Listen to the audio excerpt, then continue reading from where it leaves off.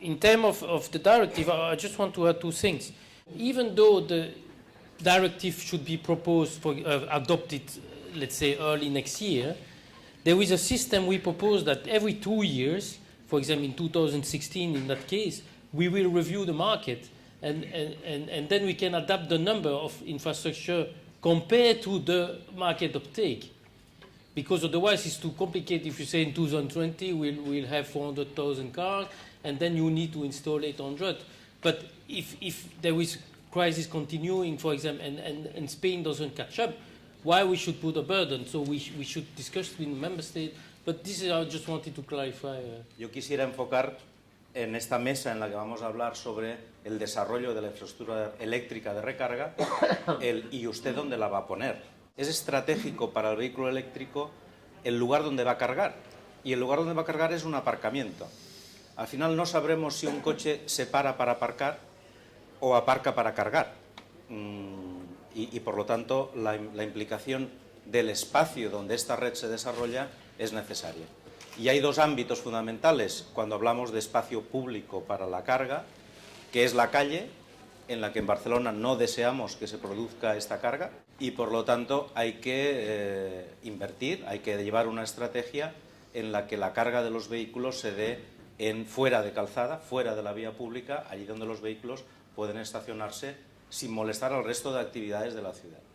And I just wanted to offer, whether the Commission, whether the representatives, whether the organizations talking about the electric vehicle, to make our contribution, helping them to make the regulations, to prepare the rules, to make their plans, their local plans somehow, when installing and designing the way of those charging points to be run. We are representing 23 countries throughout Europe, and we are more or less managing around 30 million spaces. So we are represented by all the national associations in these countries, and we have operators involved, we have suppliers, we have local authorities being involved in EPA. That's why I just wanted to offer EPA contribution, helping in the development of the charging points in our car parks. And that's it. What we are doing in order to prepare the grid.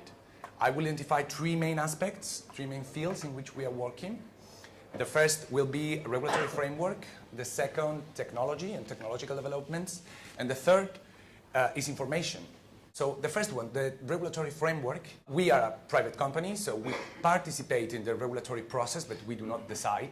Electric vehicle is one of these aspects in the smart grids that we are having in this transition towards a new model, a new energetic model, in which the regulatory framework is evolving. Okay? It's not yet complete, but is evolving. And the evolution that we have takes into account the demand-side management of this new charge. Examples. Since 2010, we have this figure of the charge manager, this aggregator, actually, of demand. And also we have the super off-peak tariff in Spain. What's the goal of these two developments? The super off-peak tariff tries to invite people to charge during this period of very low level of demand. But it's not enough. Because if you just only have these price signals, maybe all electric vehicles will charge at the same time, start at the same time, and finish at the same time. And this is a problem for the operation too. We have to do smoothly. You know, it has to be homogeneous during this period of low-level demand.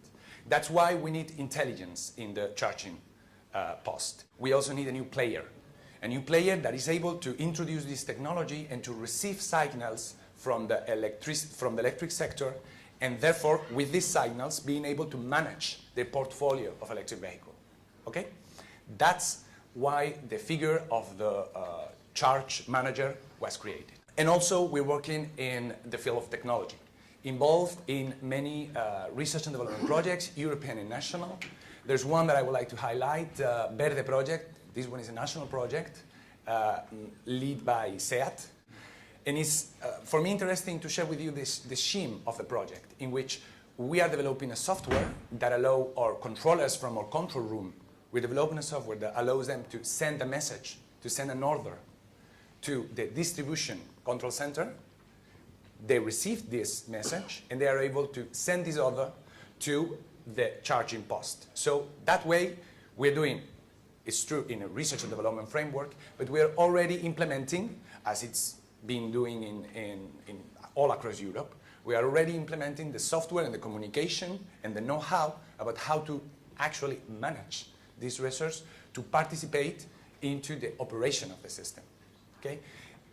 And the aggregator finally is having this two roles.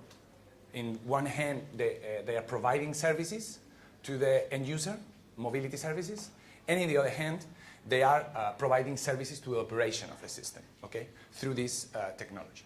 Other projects, like an European one, MERGE, is a project that allows us to study the impact of a huge development of electric vehicles in our grid.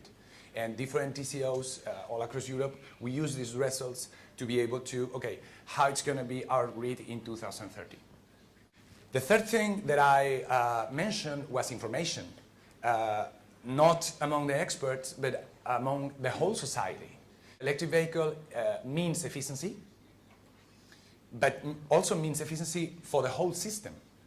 By charging your electric vehicle in an intelligent way, in a smart way, let's use this word, you are providing efficiency to the system. You are helping the system to integrate more renewables energy.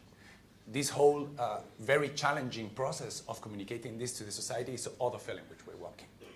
We are entering in this phase in which engineers are always useful and regulatory bodies are always useful, but we need more development in terms of services.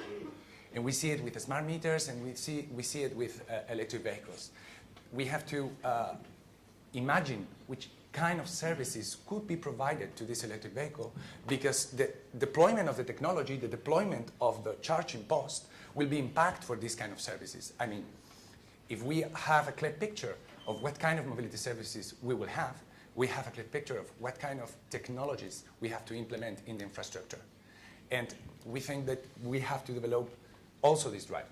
Green Emotion project is a really huge project about mobility. I think it's one of the most important projects regarding electric mobility. And we study everything, and the most important thing is that we demonstrate what we study. So, for example, we are studying a policy regulation regarding cities, where Barcelona is involved with Ramon and Angel. We study how we can improve the electric mobility in the cities, what are the policies to introduce the mobility. We're studying, for example, ICTs. There were a discussion about ICTs, if we need ICTs, if we're not, the roaming. We are studying this in the Green Emotion. We are proposing, for example, an RFID standard. We are moving our work to the national bodies and also to the European and international bodies to standardize communication and also RFID standards. We work in grid issues, also how the vehicles impact on the grid. But as I said, the most important thing of Green Emotion is that we demonstrate what we are studying. Now, we are moving from paper, we are moving from presentations to the real field. We are demonstrating. And for example, we talk a lot about load management. We talk a lot that we have to charge electric vehicles at night. We talk a lot that we have to control the charging process in order to use renewable energy. But to be honest, nobody's doing nothing. Everything is on the paper, everything is on the screen, but nobody's doing nothing but Green Emotion. And let me tell you why. Because Green Emotion, for example, is installing right now charge spots with the load management capacity. We're installing, for example, some of these charge spots here in Barcelona, thank you to the Barcelona municipality and to the Urbacer company. So we are installing now different charge spots that we can control the charging process. So regarding the control of the charging process is really simple. We have different actors. These actors are sending commands, and finally these commands arrive to the charge spot, and we can control how to charge the electric vehicles. But we can control these vehicles with real vehicles. It's not a lab test. It's a real experience. So we are using what is now right in the market. We have developed the communication. We have developed the systems, and now we can control the charging process. And why we want to control the charging process? As my colleague from Red Eléctrica said, for increasing renewable energy penetration, for example, we want to control the charging process also to follow a demand curve set by the DSO, for example, or we can control the charging process in order to, in a high penetration electric vehicle scenario, in order to improve the penetration of the electric vehicles. But at Green Emotion, we are doing a lot of demonstration. We are demonstrating also roaming. Next month, we are going to show that it's possible to charge from one charge spot here in Barcelona using the same RFID card, going to Rome and charge to the same charge spot, going to Berlin and charge to the same charge spot, sorry, with the same RFID card, going to Dublin and charge using the same RFID card. So we are going to demonstrate that it's possible move from one point to the south of Europe to the north of Europe using the same RFID card technology. We are also demonstrating that it's possible to integrate batteries, second life batteries, for example, in the chargers. So in Malaga, for example, we are going to demonstrate how it's possible to integrate a battery and a fast charge. Okay, so we are going to demonstrate that that battery could supply energy to the cars, could supply energy to the grid, offer ancillary services, and we are going to demonstrate the new standards for fast charge. We are going to demonstrate Combo 2 in this charger, and we are going to demonstrate, of course, CHAdeMO that is already in place. So what I want to transmit, especially to the audience, is that Green Emotion is going a step farther regarding the other projects. It's moving a step farther because we are demonstrating what we are doing. It's not just papers, it's not just reports, that we have reports, of course, that are necessary, but all these reports, all these studies are on the field and we demonstrate these technologies. Yo quisiera ser un poco crítico, solo un poco, con la regulación del gestor de recarga. Me parece una norma que protege más a la red, una norma que nos protege de un problema que no existe, que estaría muy bien que la tuviéramos, pero es que está dificultando el desarrollo de los puntos de recarga. Y en cambio, una normativa técnica tan simple como la BT52, pues parece que no hay manera que salga. Yo creo que tenemos que mirarnos muy mucho qué pasa, no sé si es la Comisión Nacional de Energía o quién es, que sale una norma que resuelve algo que no es un problema y algo que es un problema, porque no podemos hacer instalaciones legales, pues resulta que no sale del ministerio. What do you think about the battery swapping? What happened with Better Place?